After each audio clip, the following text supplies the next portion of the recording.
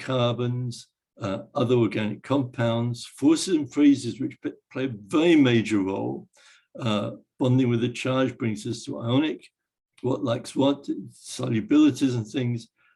Then week 10, we get into full-time applications, foods, 11 polymers, 12 pharmaceuticals and other molecules, and finally 13, we return radioactive world. And so as I mentioned, we get into things throughout the course, not just at the end. So for example, in week 4, when we've introduced the alkanes, we then detour into the formation of oil deposits and then into crude oil distillation. So all throughout, we have various applications. It's very important to create an engaging learning environment, in our opinion. So every one of the students, as they first log in and give their first discussion post, we send the WI, we tag team, and we give the personal welcome message. And we're available throughout the course. We tag team 7 days a week, because some of them have jobs like first responders, nurses, shift work, so that they can only study at weekends or late at night. Course content, we give them very detailed course notes, many illustrations, web videos, and instructors' videos. We have subsections, did you know, to engage them, and as you'll see, Inuit relevance. Learning resources, we have objectives, key terms, review questions, crossword puzzles, which they enjoy, drag and drop, where you have to match something, and a weekly newsletter, which we found students really, really enjoy having a weekly newsletter. Graded discussion posts, activities with required activity report. There's an activity kit they have to buy. That's the only thing they have to buy. And the checkpoint, which is, according to educational theory, less intimidating a quiz, but it's basically a quiz. Grading scheme, activity reports 20%, checkpoints 20%, discussions 10%, midterm exam 15%, final exam 35%. So how did this Inuit involvement come about? I did outreach up into Labrador and also up into Nunavut. And after that, I was fortunate to gain an Inuit student in my first year class, Shane Christiana Anderson. And she joined the outreach team, and we began thinking about the ways in which Inuit life and culture really was underpinned by the chemistry.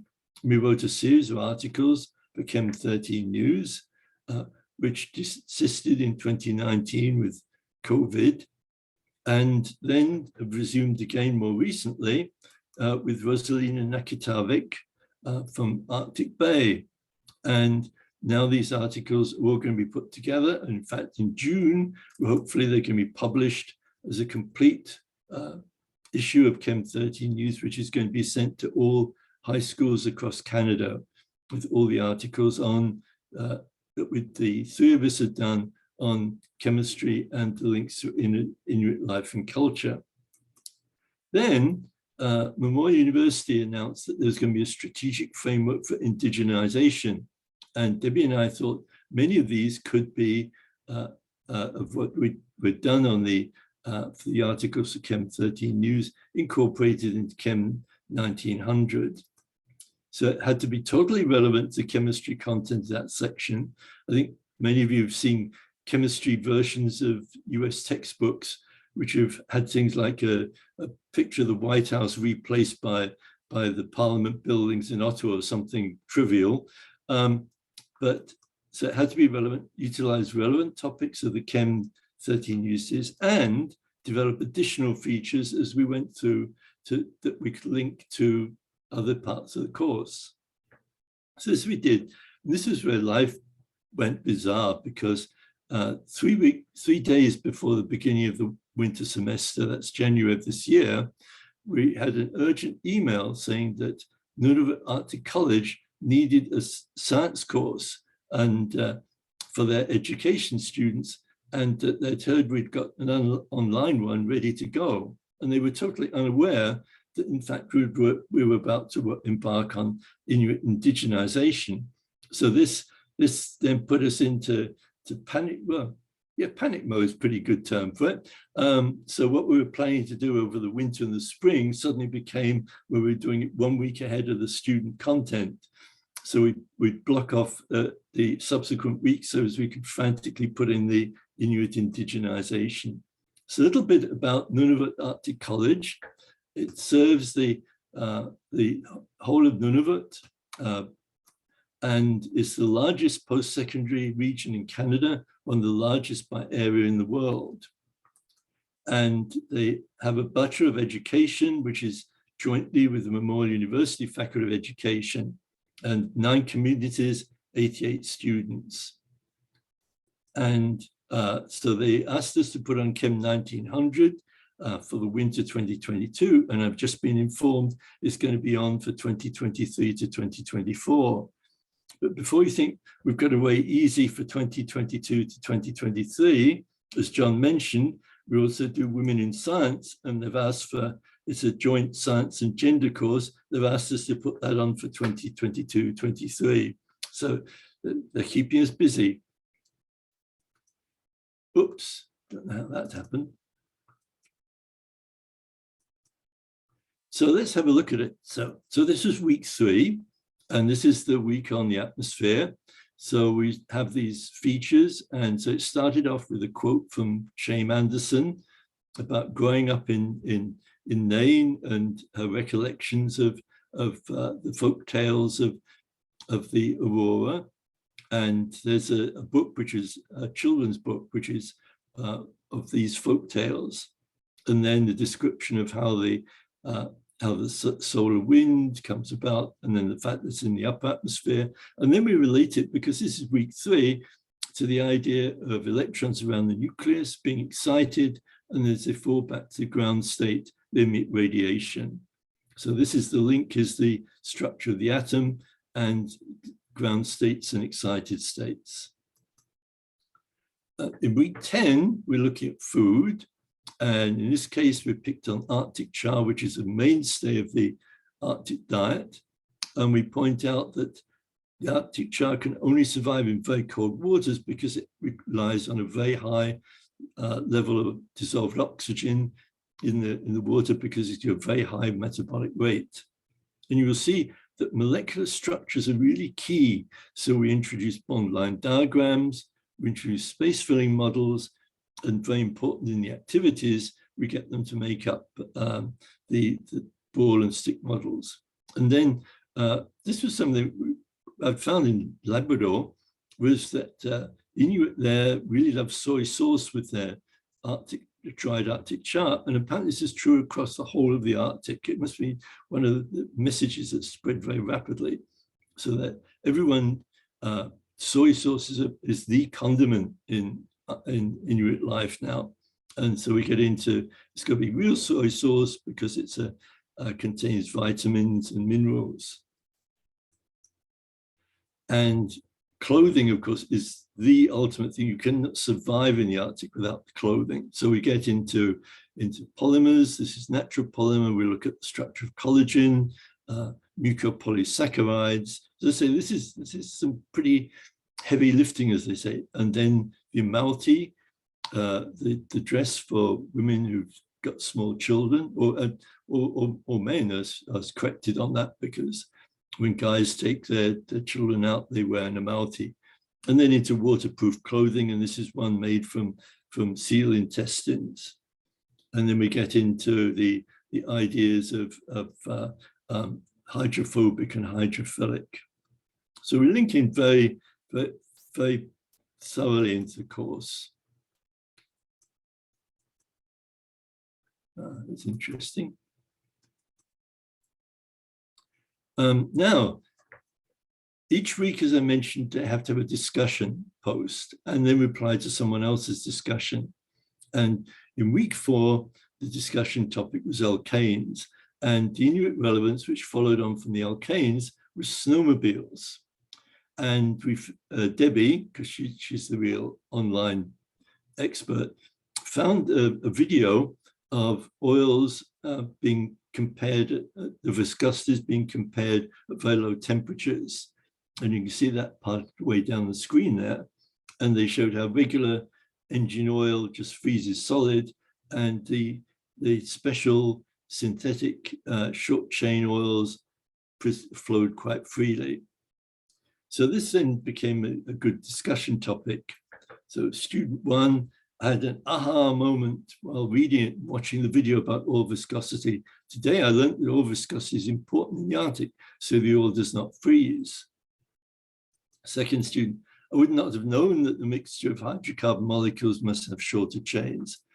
I'm trying to pay more attention to some things I've never paid attention to, such as types of oils. It's interesting because the types of oils are very important to hunters in the community. And then another, when we got onto inorganic compounds, silicates was something that's not in most syllabi, but we spent a lot of time on structure of silicates, and there you can see the structures of soapstone, and you can see the layer structure. And acrylic is very, very important in Inuit life. And we're able to obtain from the Toronto Inuit Center an Inuit elder actually making acrylic out of soapstone. And finally, the ceremonial acrylic lighting in 1999, when Nunavut was declared an independent territory. And this was one of the discussion contributions. I don't recall my family having a handed-down acrylic from generation to generation. My Anna Natsiak has a acrylic and she uses it at times. She just recently made bannock this week using acrylic. It's pretty neat, and it took time making the bannock. It was just amazing seeing her lighting the acrylic and preparing the bannock. And then she sent a picture of her grandmother, who I've clipped out for privacy reasons, and the lighted acrylic. So these are the feedback we got from the students in Nunavut. My immediate reaction to chemistry course was nervousness. After reading the course materials, all the introductions, I'm extremely thrilled to begin this course, and I'm pleased that the Inuit culture will be included. I'm excited about taking the chemistry course, especially because of our Inuit culture will be incorporated into the course. Our Inuit culture and tradition are very important to me, especially our language, so I'm happy they will be incorporated. And then during the course, what I found most interesting was the Rock of Ages. This is about silicates and how you added the relevance to Inuit. I really appreciate that, as it shows you guys value your Indigenous students. I can't wait until 10:30 p.m. or midnight Newfoundland time, so I can start on the checkpoint and activity for week 10. I love this Chemistry 19 course so much, and I'm so upset it's coming to an end soon. I want to show appreciation to instructors for trying their best with Inuit relevance in our week's content. To me, it shows we're appreciated as students. I love it. Love when us Inuit and our culture feels included. I'll never forget your support and kindness.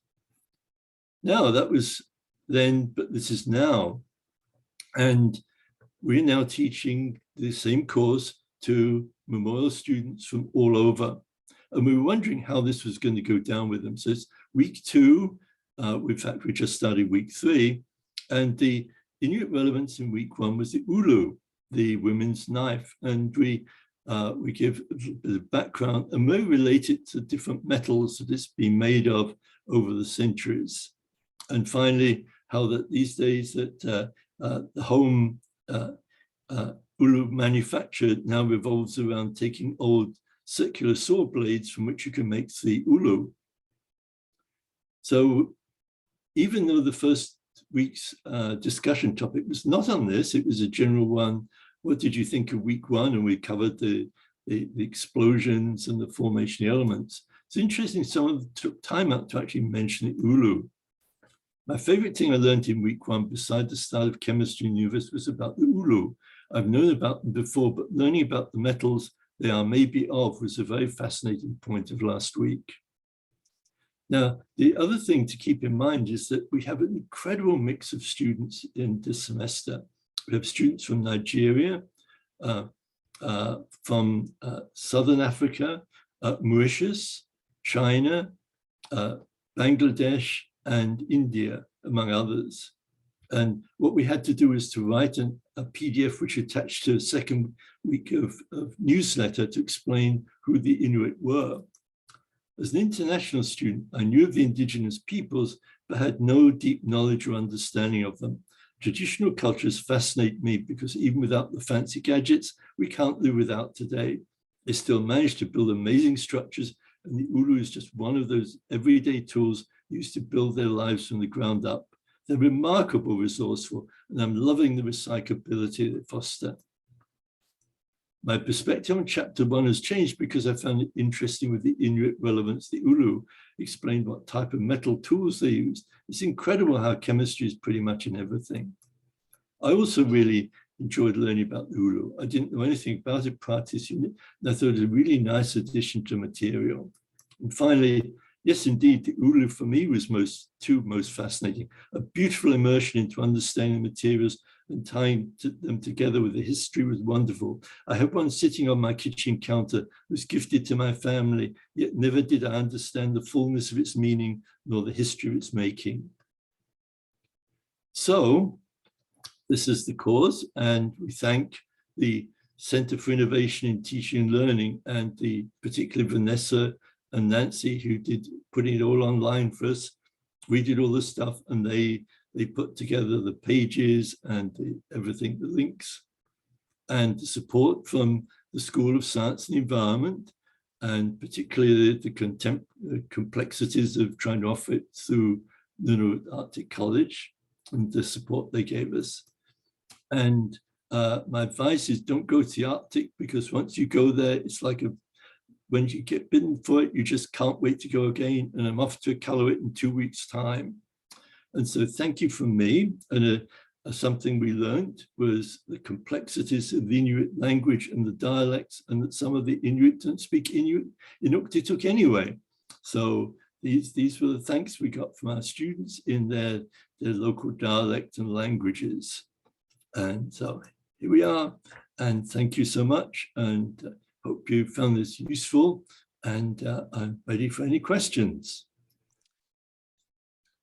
Please thank me and or thank our speaker here by using icon or just a visual. A great talk. Thank you very much. So now I'll open it up for about 5 minutes of questions. If you just use your raised hand, that would be great, and we'll start in that order. Christina.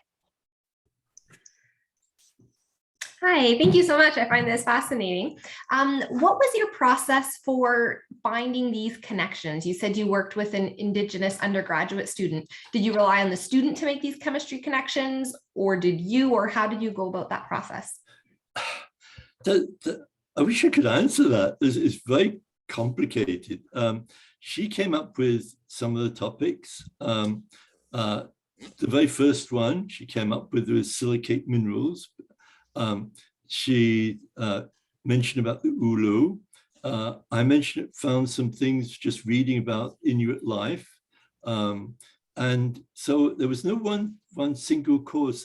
The great thing was that going on the outreach together, because when you're sitting in a van driving over long distances, or waiting around in Goose Bay Airport like we did for many hours, days, waiting for flights to go, then and dinners and lunches, these things just evolved, and sometimes it's hard to tell where the actual original idea came from. But it was a mixture. But I think getting the trust of with Rosalina as well now, getting the trust and the realization that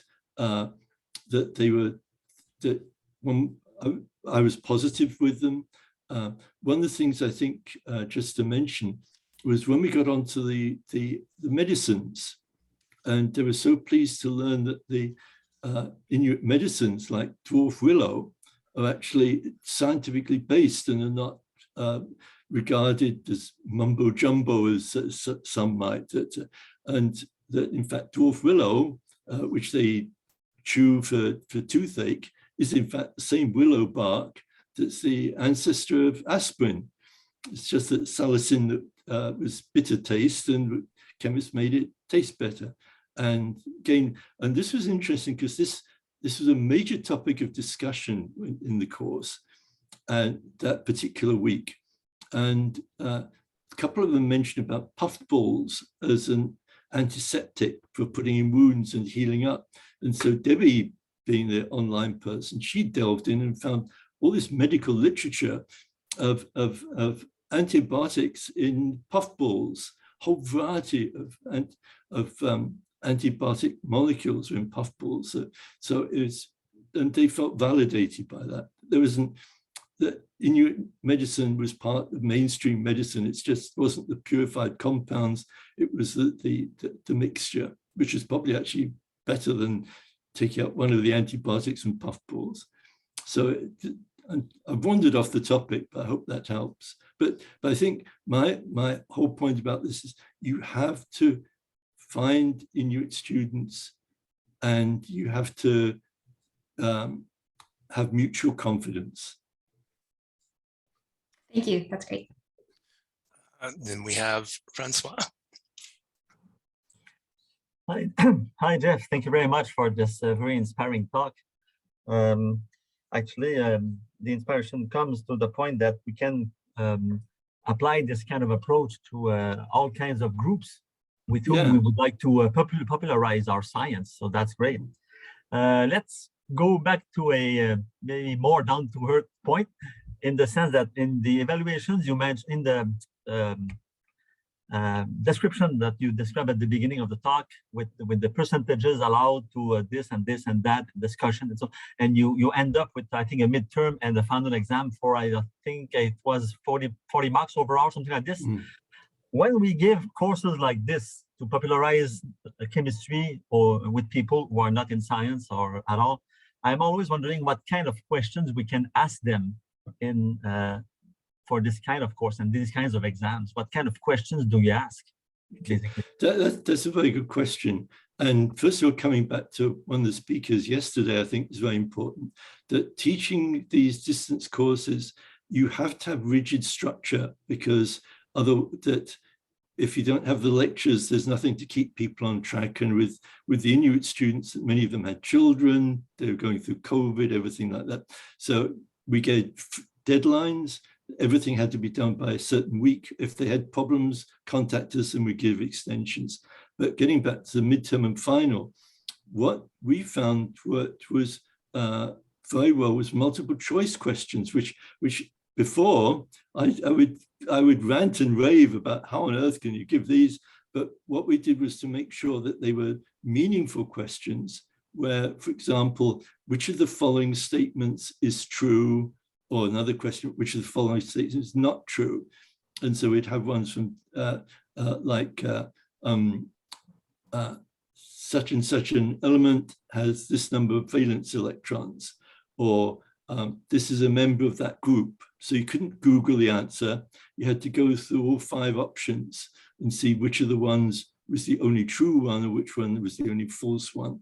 And then when we got to things like polymers, put up the monomer and 4 monomers, and they had to figure out what polymer they would make up when they polymerized, or the different types of vitamins and recognize the structure of different types of vitamins.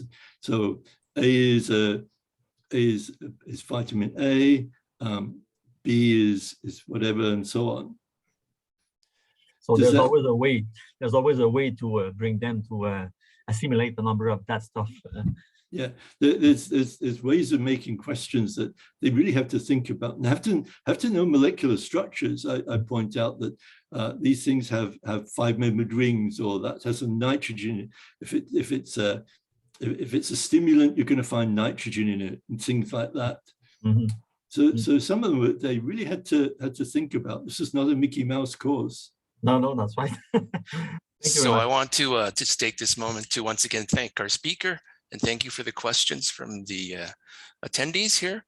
So we must move on. Once again, thank you very much, Geoff, for a great talk and a question and answer session. Thank you. Thank you for the opportunity. Well, thank you, John.